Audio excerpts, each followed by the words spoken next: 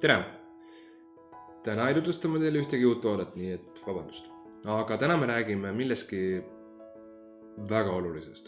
Nimelt me räägime sellest, mis juhtus 2016. aastal e-sigareti turul ja mis hakkab juhtuma see aasta. Ja ütleme niimoodi, et juhtuma hakkab palju, sellepärast on ka see video tehtud. Nimelt siis uus tubakadirektiiv ehk TPD. Nagu kullerfirma TPD, aga veits teine asi.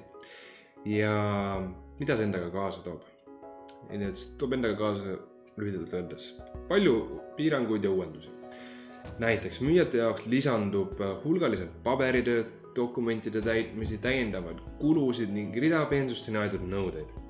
Aga see selleks. Mis neist müüjatest? Pigem on oluline see, mida see tubakadirektiiv endaga kaasa toob teie kui veipijate jaoks ehk tarbijate jaoks ning üldsust puudutavad 3 põhilisemat uuendust. Võiks öelda piirangut. Nimelt esimene asi. Sellised lahmaadid, mitte aku, vaid aurusti. Neid ei tohi enam müüa maikuust. See tähendab seda, et ta ei tohi mahutada üle 2 milli vedeliku. 2 milli on lubatud piir, kõik üle selle keelatud. Täna tohib neid veel müüa, aga maal enam tuua ei tohi ja maikuust ei tohi neid enam ka müüa.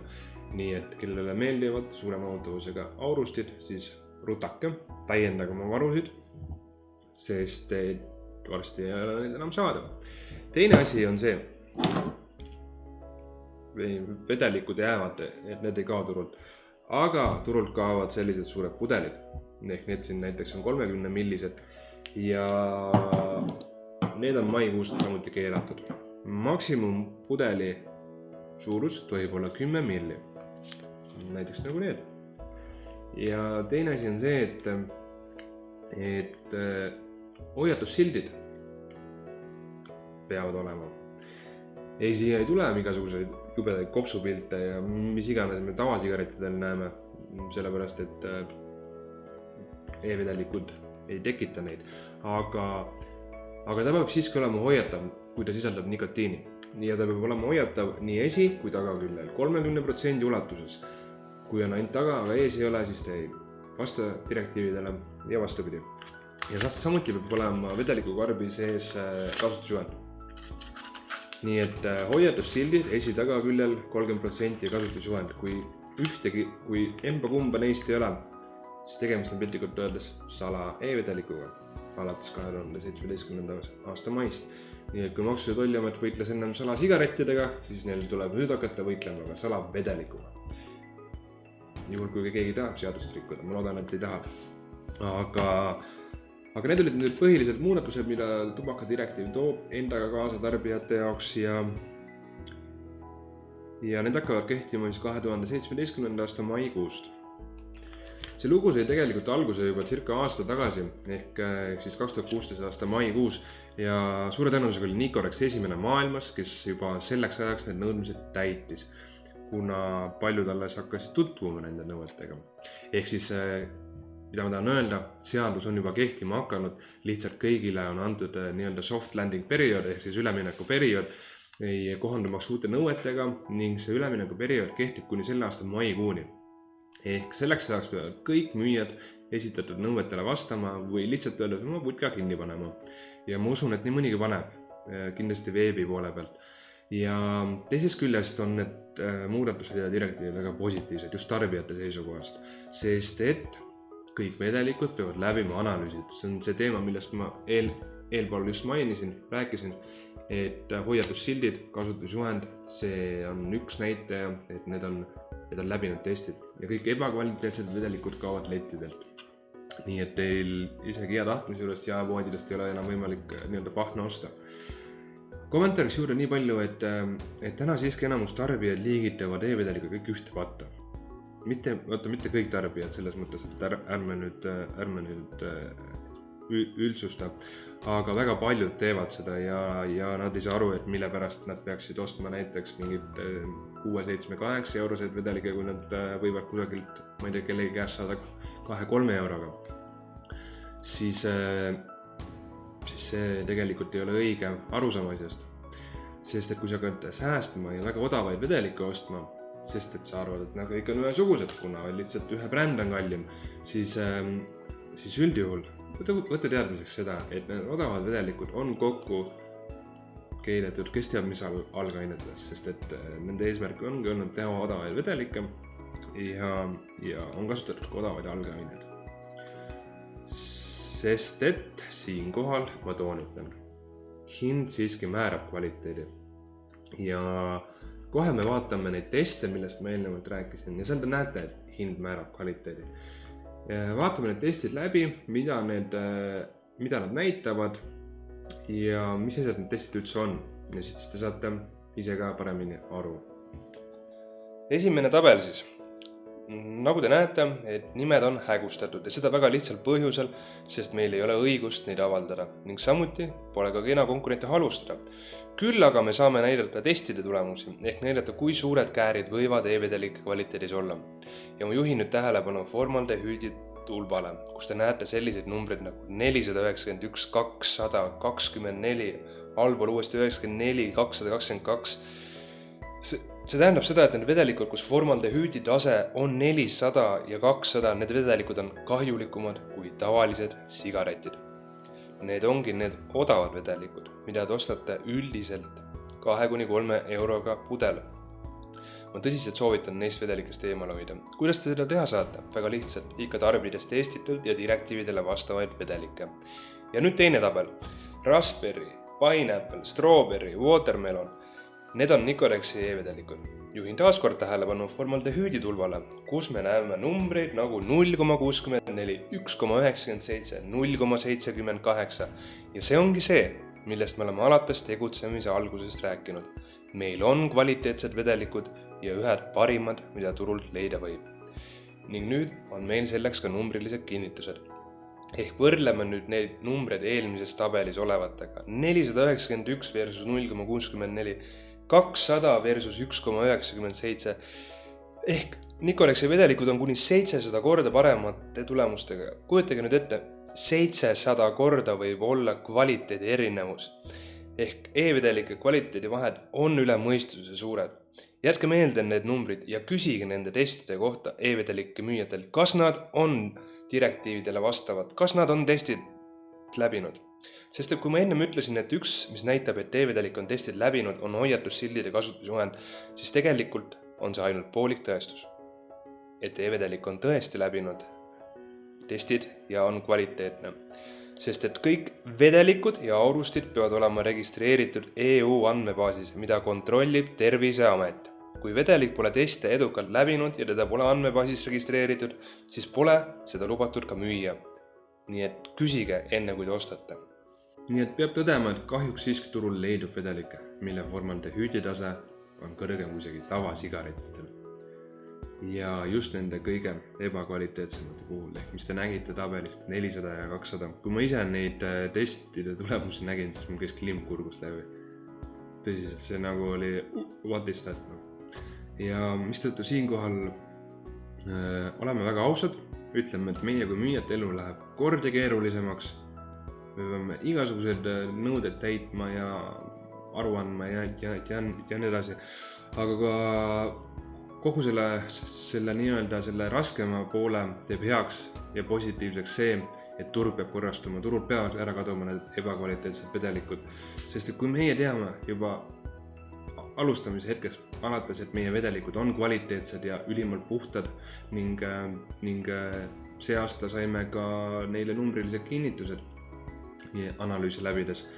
Ja tahangi öelda sellega seda, et kui keegi on siin arvanud, et Nicorexi vedelikud on põhjendamatult kallid, siis tegelikult see ei ole nii. Meie vedelikud on kõrgemas hinnaklassis, kuid seda kõrgemas hinnaklassis seetõttu, et neis on kasutatud kõrgema kvaliteediga aineid, maitseained ja algained. Võrrelgem seda kui ökotoodet, mis on tervislik ja GMO-toodet, mis on täispikitud igasuguseid säilitusaineid, taimekaitsemürke, kasvuhormoone, igast selliseid asju. Ehk siis, kui sa tahad tervislikku või sa tahad asja, mis sisaldab igasugused ained, mille peale su organism teeb tegelikult niimoodi. Aga mis asi siis et mis asi see teeb selle vedeliku siis nii-öelda kahjulikuks? Tegelikkuses vedeliku võib kahjulikuks teeb üldjuhul kahjulikuks ainult maitseained, mida neis kasutatakse. Ning seda väga lihtsalt põhjusel, need maitseained ei ole mõeldud e-sigarettides kasutamiseks. Eriti siinkohal toonitan neid odava hinnaga vedelikke, sest et miks nad on odavad? Neis on kasutatud maitseained, mis on odavad. Ja need maitseained, mis on odavad, need ei ole mõeldud e-sigarettides kasutamiseks. Ehk siis nad võivad võib-olla sobida sinna magustoidu sisse joogi valmistamiseks, kuid e-sigarettides aurustamiseks mitte. Need ei ole kontrollitud, need ei ole testitud. Sest nad lihtsalt ei ole kasutusel tööstusharudes, kus taolisi teste teostatakse. Ehk siis näiteks need samused analüüsid, mida me praegu just läbisime. Ja nii ta paraku on. Aga nüüd me oleme pikalt rääkinud vedelikest, ma korraks põikaks tagasi teemasse, millest me oleme oma eelnevates videodes rääkinud, on küttekeha vahetamise olulisus. Sest et kui väga oluline on vaadata, millist vedelikku sa tarbid, siis väga oluline on ka küttekeha vahetamise intervall. Ehk kahjuks isegi meie püsiklientide seas on veel inimesi, kes arvavad, et küttekeha vahetamine ei ole oluline. Et küttekeha sa vahetad siis, kui enam kärsamaitset välja ei kannata või siis, kui imed ja midagi enam kätte ei saa. Aga see on täielikult vale suhtumine. Küttekeha tuleb vahetada regulaarselt. See on ohutu veipimise reegel number 1. Reegel number 1, vaheta küttekeha regulaarselt. Reegel number 2, kasuta kvaliteetset vedelikku. Ja küttekeha peab vahetama peale iga 2-3 pudeli vedeliku tarbimist. Ära oota, kuni kärssama läheb, sest et siis on juba hilja, finito. Sa pead ennetama kärssamist.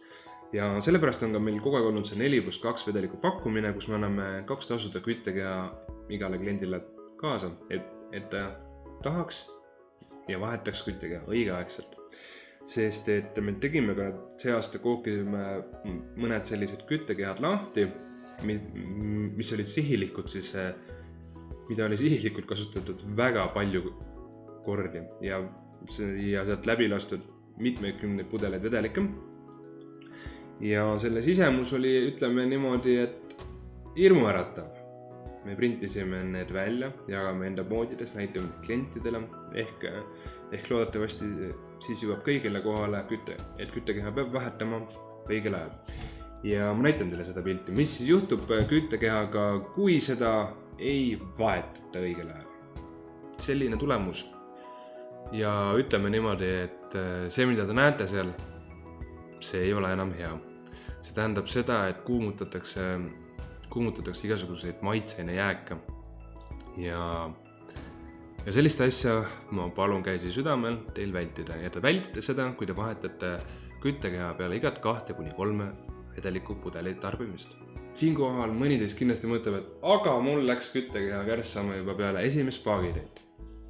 Siis ma veel kord näitan, kuidas on võimalik ennetada enneaegset kärssamist, mille põhjuseks võib üldjuhul olla küttekeha takistus versus vedeliku tihedus versus valed sealistatud vatid. Ehk kui tossu kukkus muutub või tunnete, et ei tule enam korralikult peale või on võrnad maitse muutust tunda, siis keerake korras küttekeha lahti. Ehk siis pealmine osa keerake niimoodi paar keeret lahti ja laske tal õhku peale. Et see üldjuhul puudutab Joyeteki tooteid, aga põhjuseks on üldjuhul see alati, et vedelik ei jõua peale imenduda tekkinud vaakumi tõttu, mis paneb küttekeha kärssama. Nii et proovime seda vaakumit vältida. Aga võtame nüüd kokku selle teema, millest me täna rääkisime, olulisemad punktid ja olulisemad faktid. Ehk kõige olulisem üldse on see nii meie kui teie jaoks, et e-vedelike turg korrastub. See tähendab seda, et loodetavasti maikuuks on turult kadunud kõik ebakvaliteetsed vedelikud. Jah, jäävad odavama seeria vedelikud, mis mahuvad ära piirnormidesse, jäävad need nii-öelda keskmise seeria vedelikud, mis on sealt kõrgemal ja kindlasti jäävad parimad vedelikud, mis on oma kvaliteedi näitajatelt esirinnast, näiteks nagu Nicolex. Sellega seoses siis tuleb ka toodetega seoses muudatusi, nagu me rääkisime aurustite teemal, ehk 2 milli on lagi, mida tohib müüa, ehk 2 milli tohib aurusti või e-sigaret muutuda vedelikku maksimaalselt. Kuid kõiki tegelikult päris kõike ei tea meie ka ise täna veel, sest et kogu see direktiiv on eelnõu faasis ja lähiajalugu on näidanud, et sõidu pealt vahetatakse vahepeal kobuseid nii-öelda või kuidas iganes see vanasõna oli. Küll aga mida me teame ühte, et Nicorex on tõusnud turuliidriks ja me jääme selleks ning sellega seoses ma usun, et on väga aus suhtumine, et turuliider peab võtma ühiskondliku vastutuse. See tähendab seda, et me peame pakkuma ainult kõige kvaliteetsemaid tooteid, kõige puhtamaid vedelikke ning hoidma inimesi kursis. Hoidma inimesi kursis kõigega, mis on vajalik ohutuks veipimiseks ja selleks me olemegi loonud selle YouTube'i kanali. Ning kõik see info, mis sa siin YouTube'i kanalis täna näed, mida on veel vähe, kuid seda tuleb juurde. Ja kogu see info, mida me veebis kuvame, see on oluline ja me võtame selle info edastamist, kuvamist tõsiselt. Nii et see info on oluline ka teile, kes te ei ole täna meie kliendid, sest et see puudutab valdkonda üldiselt. Nii et kõik need ohutu veipimise näpunäited ja kõik sellega kaasnev. Nii et hoidke ennast kursis ja kõike head!